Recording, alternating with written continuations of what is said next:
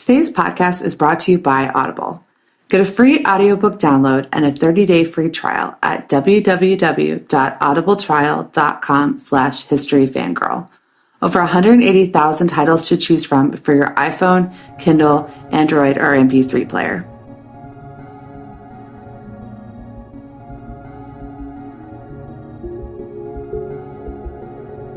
My guest today is Ariel Viera. He is from Urbanist, the creator of Urbanist, and you do a lot of really cool historic walks on Facebook Live. How did you get into that? I got into that because I always loved history, walking around, and filmmaking. And I combined the three when Facebook Live came out because I found out it was easy to cover history. That's so all interesting. On Facebook Live, yeah. And you cover predominantly New York history. Why is that your area? Is it because it's where you're from, or did you love it initially? Well, it's from where I'm from. I grew up in New York City ever since I was little. Okay. And I grew up in actually one of the most diverse neighborhoods in the entire world, Jackson Heights, Queens. Okay. And I always loved just cities. I love the energy. And yeah, I just really wanted to get deep into the history of New York City. That's awesome. So today we're going to talk about Central Park, which I think a lot of Americans have been to. It's a pretty, it's not one of America's hidden gems. Yeah. But a lot of people know of it as this beautiful park. They may know some of its more recent history, but in terms of like that it was very different in the 70s and 80s than it is now. But they may not know a lot about the beginnings of it, or that it's so important that it's a UNESCO tentative World Heritage Site. So let's talk a little bit about the park. What were the earliest designations of it as a park? Well, that gets very interesting because before it ever was a park, the entire city was gridded up. Okay. Because they had a commissioner's plan where they wanted to make the city into a grid system beyond the original Lower Manhattan, which was beyond Houston Street. But the thing is, there were a few shacks and shanty towns up there. There was also a very prominent African-American neighborhood called Seneca Village. Okay. I've heard of Seneca Village. I don't think I'm very up on the history of it, though. Yeah, and it was around the 80th Street. Okay. So Central Park right now covers from 57th all the way to 110th Street. Okay. About 50 blocks big. And there was a prominent African-American village where most of the residents were middle class, very educated, and self-sufficient. So when the city decided they wanted to make it a park, was it a matter of things just not getting filled in? Was it designated as a park? Like, how did it actually start? There was initially a few different types of plans they were finding out where could we make this massive park in New York City. One of the first plans was making the park all along the East River, which is modern day Lower East Side, and going farther up. And that was going to be called St. John's Wood. Oh, okay. But they decided, no, that's a little bit farther away, and then that's people of lower class or higher class would have hard time getting there equally. So they decided to go to a place where it's a little bit farther up in the city, but eventually the subway system and other transportation systems would be filled out and people can get to the middle of the center of the city. What was it like in the earliest days of it being designated as a park? Oh, yeah, it was swamp land, very rocky. Basically the most unparkable land there ever was. So it was gross. It was gross, yeah. Mosquitoes. Probably mosquitoes, most likely, yeah.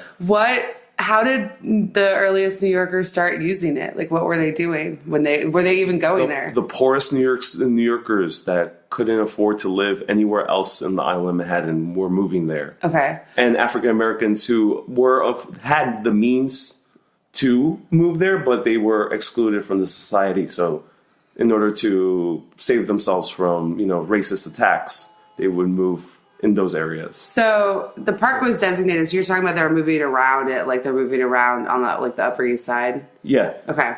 When the park started, what kind of efforts were made to turn it from a swamp into a usable park? There was a competition in order to see who can design the best park. Okay. And it was inspired by the parks in London. But London, being such a huge city, had so few parks. Okay. And New York City wanted to be different.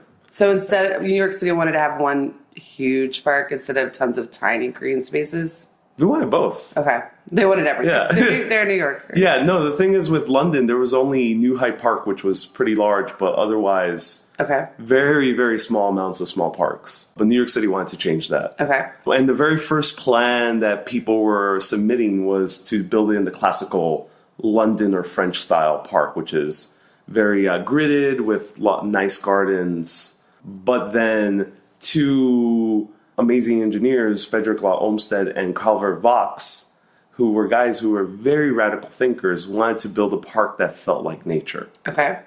Mm-hmm. So how did the competition go? What was that like?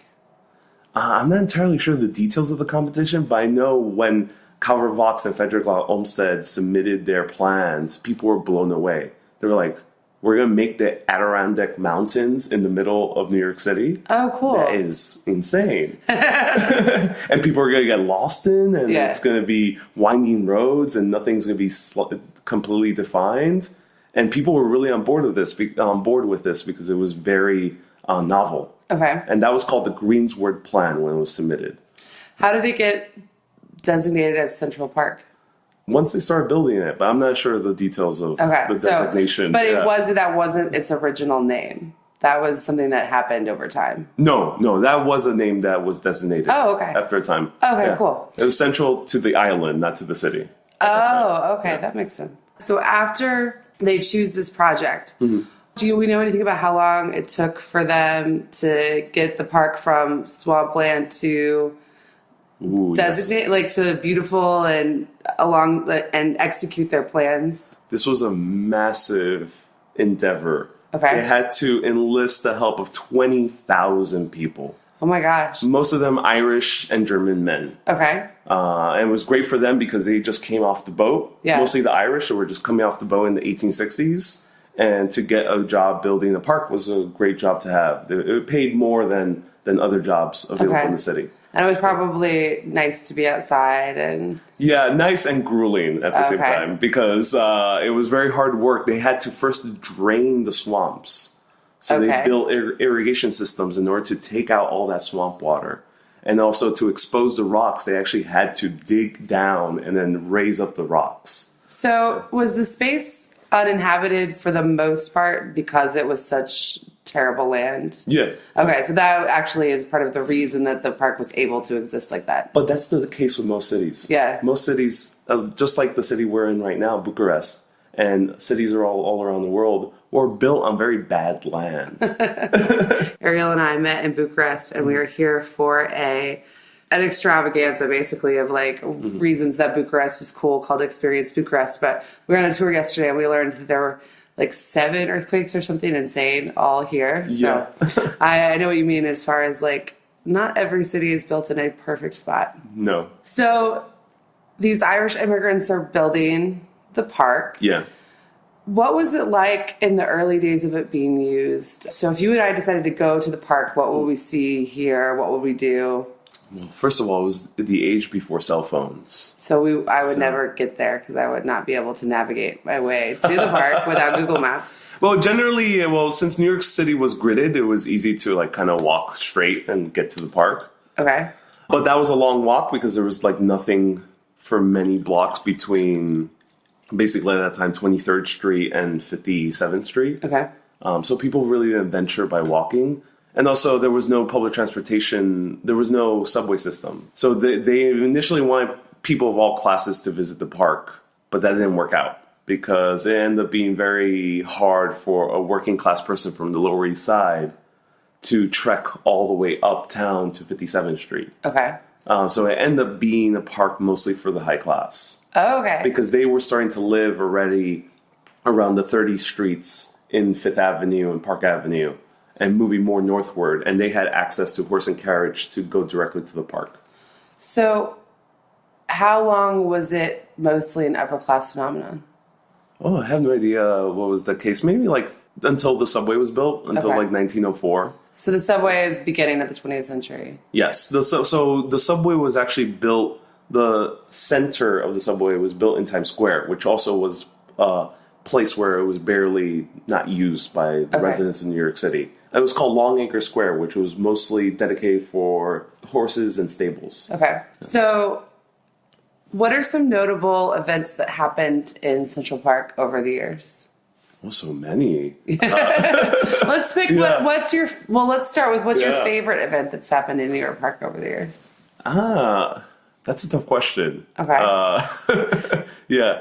Pick a couple then, I guess, if you can't like narrow it down, if you love New York history that much. So I think like one of the coolest things about the park was that initially they technically the Natural History Museum, the American Museum of Natural History in New York City is part of the park. Oh, cool. I didn't know that. Yeah. And it was also the original part was designed by Calvert, one of the architects of the park.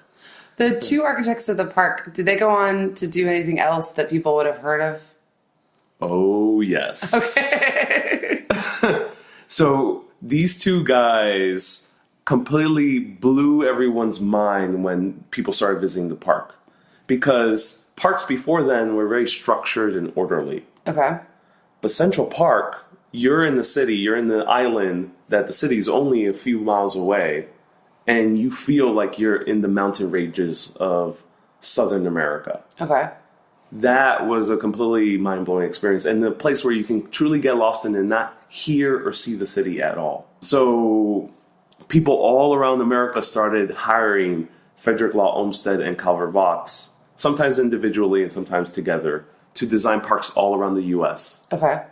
Together, they've designed over 700 parks around the U.S. What are some parks that people might have heard of that they also designed? I think the most prominent one is the one in Buffalo, New York. That was the one immediately after Central Park. And then the other prominent one was, of course, Prospect Park, which is Brooklyn's Central Park. Hey, I've been there too. Yeah. But at the time, Brooklyn and New York were separate cities, if I'm remembering my Newsies history correctly. Yes, they were separate cities. So how did the park get to be this kind of dark, dangerous place that it is in the, what I want to say, like by the 60s? It's a pretty dangerous place, especially at night. So what happened to make it from this like idyllic place to a place that was a little bit rougher? So that started all the way back in the 20s. Oh, wow. Okay. When the park was already, even before then, but the park was already starting to lose its funding. People were starting to care less about the park. And so it wasn't really well maintained.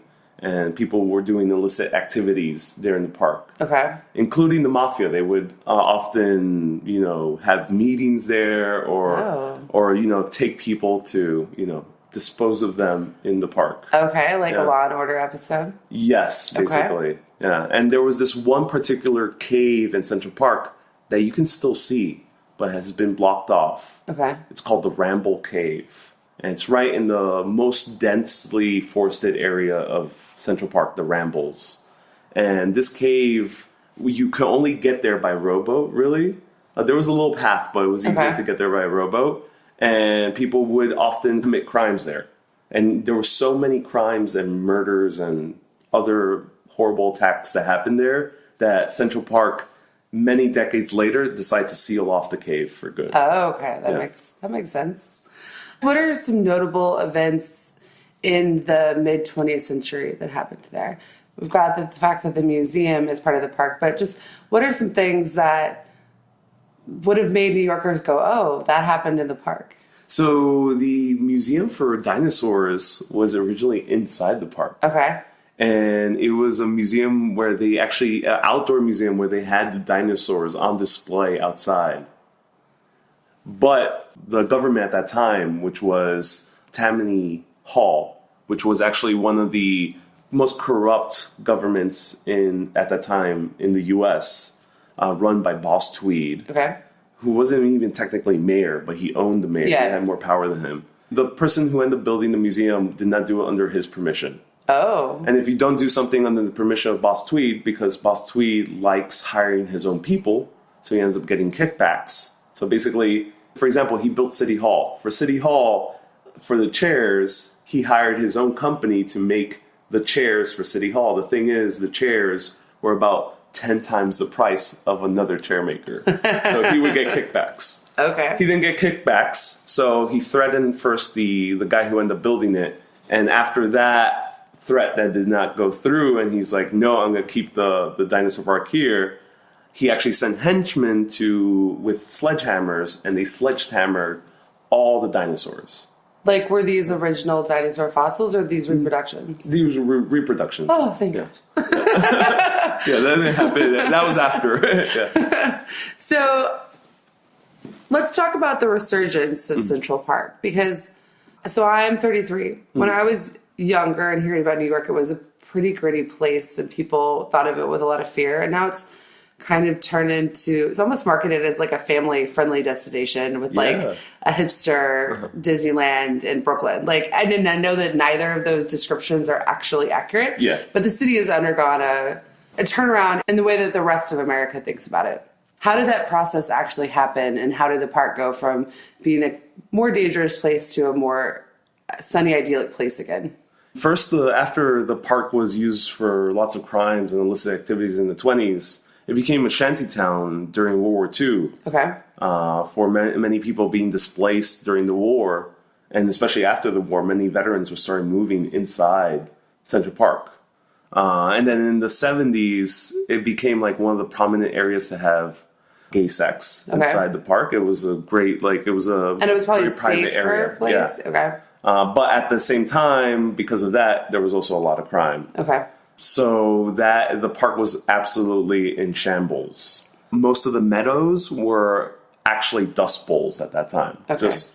Because it wasn't the plants weren't being maintained? Or? The thing is, Central Park is all entirely designed. Okay. Nothing there is natural. Yeah. And because nothing there is natural, it needs lots of maintenance. If you just let Central Park be, which was the case in the 70s, look at the photos, everything started being destroyed. Okay. All the plants were dying, the trees were being cut off, the meadows were drying up. And that's just because that's what happens with land that's landscaped. Okay. Yeah. Especially when it's not maintained. Yeah, when it's not maintained. So I just saw the movie Hair for the first time, and Hair has some really wonderful protest and drug scenes that take place in Central Park in New York City. Have you seen the movie? No, I haven't seen the movie. I think it's a really interesting, I don't know how accurate it is, but it's pretty interesting the way that they use Central Park in this movie. Mm-hmm.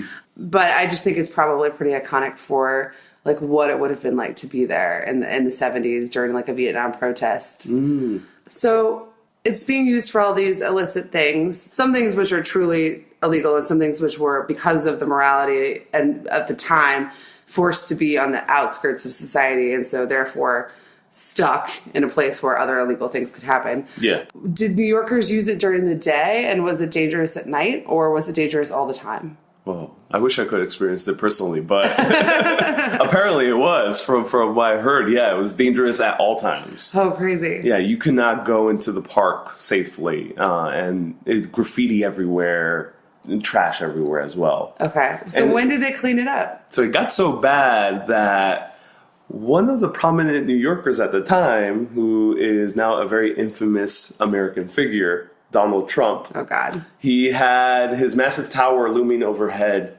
of Central Park. Okay. And he thought that the view was horrible. Okay. So he actually donated to this organization that wanted to clean up the park, the Central Park Conservancy. Okay. So he became one of the first donors to help them out. The Central Park Conservancy wanted to really clean up the park. So I don't know, for people who haven't heard, the Central Park Five were a group of young African-American men who got falsely accused of a murder. And even after they were exonerated, Donald Trump still said he thinks they should be executed, even after it came out that they were innocent. And I've never understood why he cared so much about this case to make such horrific statements about innocent boys. Like it must have to do with him thinking that he owns part of Central Park and the way that he feels like he owns everything that he touches a little bit. I don't know the details, but I know that Donald Trump never asked for control over how. I don't mean like he owned the park like that. I just mean like, once he starts a project, he kind of feels like it's part of his repertoire forever. Yeah. But his name is in the skating rink. Oh, okay. Yeah. And that's been the case already for the past 30 years or something like that. Yeah. So if people don't know a lot about the Central Park Five, they should go look it up because it's a really terrible case of misjustice and racial profiling. And after the boys were exonerated, he was still saying that they should be executed. He took out like a letter in the New York Times or one of the local papers about how they should be executed. It's really sad, and they lost a lot of time in there. I think there's a good documentary about it, but I don't know the name of it. But that's just an example of like people's fear about the park and the things that happen in the park, but ruining some people's lives, like some real boys' lives, and they were in jail for a long time. What other kinds of things are happening to turn it around? Well, I mean, the Central Park Conservancy hired a bunch of volunteers to really revitalize the park. And their first project was to revitalize Sheep's Meadow, which was the most obviously seen from the taller buildings. Because Sheep's Meadow used to be a meadow that was grazed by sheep. But the thing is, the sheep were victims to people who wanted to eat the sheep during the Great Depression. So they took away the sheep, and then that's when it started drying up from there. So the sheep were something for people to view and appreciate. But food was scarce. Food was scarce, So that was the driest part at Central Park, and they started revitalizing that and made it into a beautiful meadowland. That right now, seen from any tall building, is gorgeous to see. It is interesting that this park that is supposed to be for all New Yorkers is getting revitalized along a path of what's the most important for people in really tall buildings to see. I don't think that might be the incentive for the donors. So Central Park Conservancy is a private entity that's supported by the government, but not entirely. So they went out and did their own fundraising.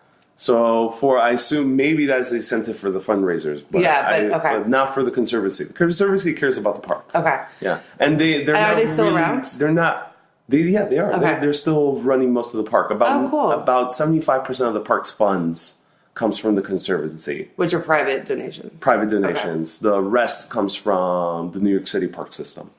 So, is there anything that you would say is really interesting about the history, maybe in the last 20 years? Wow. Nothing too much has happened drastically in the last 20 years, aside from the park becoming one of the most beautiful destinations in the entire world. Being inhabitable again and everything. So the park in the past 20 years has become the most visited park in the entire world. With 29 million visitors annually. Wow, that's a lot. That is so many people. That's a lot. Yes. If somebody wanted to go to Central Park, what are you saying are like the 5 places they shouldn't miss? Definitely the rocks that stick out in the southern part of Central Park, where people take a bunch of Instagram photos. And the cool thing about those... Is that the most Instagram spot in the park? Yeah, there's one particular spot in the southeastern side of Central Park. So go there, and there's a rock that sticks out beyond the pond, and you can take very great Instagram photos there. But the cool thing about those rocks is that those rocks, if you look at them, they have these striations, these marks on them. And those marks come from the last ice age, about 11,000 years ago. Those rocks came from more in the north, in America. And when the glaciers that were almost 2 miles high all along North America started melting, they started sliding down these melting glaciers. And those watermarks are still there. And you can touch them yourself. Cool. So we got to go see the rocks. Where else should we go? The second place I think one should go is definitely Bethesda Terrace. And Bethesda Terrace is basically one of the most beautiful parts of the park because it is the only place where you can see Victorian tiling on the ceiling. And also the fountain is gorgeous, and the fountain is depicted in many shows, like Friends. That's the fountain. It's very similar. It's not like the exact fountain, but it's definitely they didn't film that in New York, did they? I don't think they did. But they went and found a copy of the And also that fountain was prominent in the play Angels in America. What else? So that's 2. Where else should we go? The second place is, so you continue going up north, the Bow Bridge is the longest cast iron bridge in Central Park. And the cool thing about Central Park, there's over 35, I think a little bit more, 35 between like 35 and 45 bridges, and all of them are in their unique style. There's wooden bridges, there's bridges in the style of what the Vikings used to build, there's cast iron bridges, etc., etc. cool. So Bow Bridge is by far the most picturesque bridge in the park because it's above the pond where people are rowboating. Okay. So that's 3. What else should we see? 2 rowboat. So should we get in a rowboat or Yes. should we take pictures of people rowboating? Both. Okay. Take the photos and then rowboat yourself. See, I've been to Central Park, I don't know, maybe a dozen times. Yeah. But I always feel like the rowboating, that's some of the things which, like, I don't know if it's, like, cool to do it or if it's, like, there's some things that are, like, but okay, next time I'll get a boat. 100% cool to do. And what's the last thing we should not miss? So there's a lot more. But yeah, the Rambles is one of the coolest parts. I recommend everyone to turn off their phone, don't use Google Maps, get lost in the Rambles because you're meant to do that. But the cool thing about the Rambles is it's designed in a way that you're going to get lost, but when you find your way, you're going to pop into Belvedere Castle, which is a castle built in one of the highest points in Central Park. And there, it's cool. It's like a surprise, and the designers Vaux and Olmsted did it on purpose to like surprise someone when they got out of this very densely forested area of Central Park. They would just be at a castle. Yeah. Okay. So, what's your favorite spot in the park? My favorite spot in the park is definitely the Rambles because, and also the Rambles is one of the best places to see birds and to hear birds. Okay. Over 230 species of birds pass through the Rambles every single year. Oh, wow. Yeah, which is a whole lot of birds that you don't see anywhere else in New York City. So before we wrap up the podcast, is there anything else that somebody who hasn't been to Central Park should know before they go? I think they should see the remains of Seneca Village in the 80th Street. Okay. Particularly 88th Street is where you can see the remnants. And there's just some there's some bricks that still are sticking out from the ground. And that's something that when we were talking about earlier, I forgot. Sometimes I get so many different ideas in my head. I forgot to ask what happened to the people that lived in the village. They were displaced, so they were middle class, educated, but they were forced to live in public housing, and these community in the 1860s. In the 1860s, so these were. I don't think there even was the concept of public housing, so they were forced to live elsewhere. Okay. Yeah. The problem is they were split up, and intentionally. So the community that was very strong, some of them ended up moving to around the 90s in the Upper East Side. Some of them to Harlem, and some of them elsewhere. Okay. Yeah. Oh, that's sad. But yeah, it's sad. But I think I encourage people to visit that because I think by acknowledging that this park was built on land that wasn't entirely the city's permission to build it, it makes you appreciate the park for what it is today. But also it makes you appreciate that we should definitely respect the lands of other people. Yeah. Wherever you go in the world, even if you enjoy your vacation there, you love it, there's no place where you can be like, this history isn't tainted with somebody else's pain. Yeah. And so wherever it is, it's like whether it's your town or your country, or, I mean, there are not places that are like free from that, because so much of human history is just the terrible things that we've done to each other. Yeah. But it's like you have to learn about it or you can't stop it or fix it, which is why like a couple episodes, well, I guess the episode that's coming out today as we record this is about the beaches of Normandy, and that's a very rewarding place to go, but it's impossible to go there and not think about, just the sheer devastation on every side, even the people that were liberating, the people who were under Nazi occupation. People died, civilians were dying because the liberators had to bomb places to be able to, it's like there's just there's nothing that's free of it. So, but it's good to know that even in a park there are some histories you need to respect that are bigger than just your afternoon picnic or something. Yeah, exactly. It gives you a deeper appreciation for the park and for how cities are built. Yeah. The cities are definitely a give and take. Yeah. So where can people find you?